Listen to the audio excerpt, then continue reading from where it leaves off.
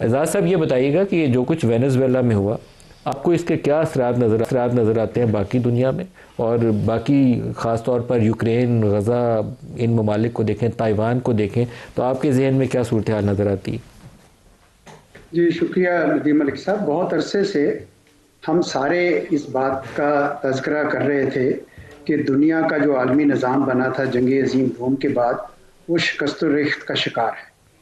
اور یہ جو واقعہ ہوا ہے وینیزویلا میں امریکہ کی طرف سے، یہ بالکل اسی شکست و ریخت کو، یعنی کفن میں آخری کیل جسے کہتے ہیں نا، وہ انہوں نے ٹھونک دی ہے۔ اب اس کے بعد تو صرف آپ نے خود کہا، صحیح کہا کہ جس کی لاٹھی اس کی بھینس کے مصداق دنیا چلے گی۔ اب ایسے میں آپ نے جہاں اور بھی بہت ساری مثالیں دی، میں یہ سمجھتا ہوں کہ جو بڑی طاقتیں ہیں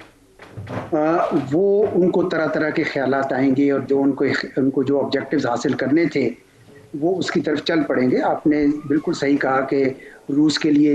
یوکرین والا راستہ اب اور زیادہ کھل گیا ہے، پہلے بھی کھلا ہوا تھا لیکن امریکہ کے ہاتھ کھینچنے کے بعد چین کے لیے تائیوان کا راستہ کھلا ہے، اسرائیل کے لیے نہ صرف غازہ کا بلکہ میرے خیال میں ارد گرد جتنا بھی ان کا جو گریٹر اسرائیل والا ہے، کیونکہ جس کی طاقت ہے وہ استعمال کرے گا۔ تو سب سے زیادہ جو خطرہ ہے وہ ہے جو small countries and medium size countries, اور ان کے لیے اس لیے خطرہ ہے کہ ہر ایک کے نیبرہڈ میں ایک بڑا کوئی بلی یا دھونس جمانے والا ملک موجود ہے۔ تو چنانچہ صرف وہ ملک محفوظ رہ سکیں گے جن کی اپنی دفاع بھی مضبوط ہو، اقتصاد بھی مضبوط ہو، اور سیاسی ہم آہنگی یا ایک قسم کی اسٹیبلٹی ہو ان کے ہاں۔